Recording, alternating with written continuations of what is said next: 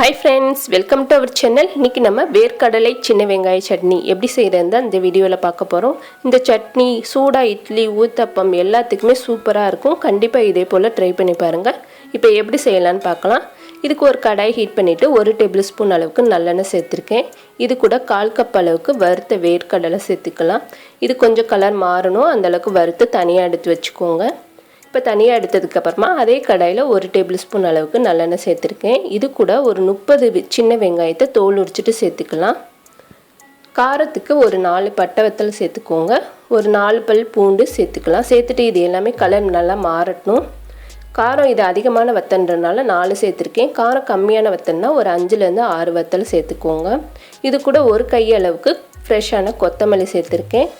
2 கொத்தளவுக்கு கருவேப்பிலை, ஒரு 2 சின்ன பீஸ் அளவுக்கு புளியை சேர்த்துக்கலாம். சேர்த்துட்டு இது எல்லாத்தையும் கொஞ்சம் வதக்கிக்கோங்க. இது எல்லாமே நல்லா வதங்கினதுக்கப்புறமா இதை எடுத்து ஆற வச்சிடலாம். இப்போ வதங்கிடுச்சு. அடுத்து ஒரு மிக்ஸி ஜாரில் நம்ம வறுத்த வேர்க்கடலை எல்லாமே சேர்த்தாச்சு. இது கூட நம்ம வதக்கி வச்ச எல்லாத்தையும் சேர்த்துக்கலாம்.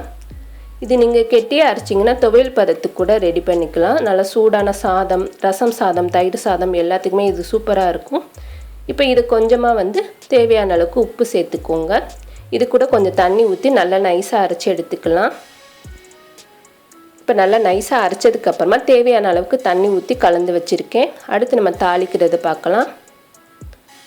அடுத்து நம்ம தாளிக்கிறதுக்கு ஒரு கடாயில் 2 டேபிள்ஸ்பூன் அளவுக்கு நல்லெண்ணெய் சேர்த்துருக்கேன். ஆயில் இப்போ நல்லா ஹீட் ஆயிடுச்சு. இந்த டயத்தில் 1/4 டீஸ்பூன் அளவுக்கு கடுகு சேர்த்துக்கோங்க. கடுகு நல்லா பொரியட்டும்.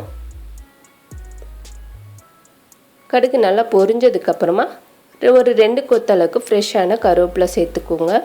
இப்போ கருவேப்பிலை சேர்த்ததுக்கப்புறமா ஒரு பட்டை வத்தல் நல்லா குட்டி குட்டியாக கட் பண்ணிவிட்டு சேர்த்துக்கோங்க.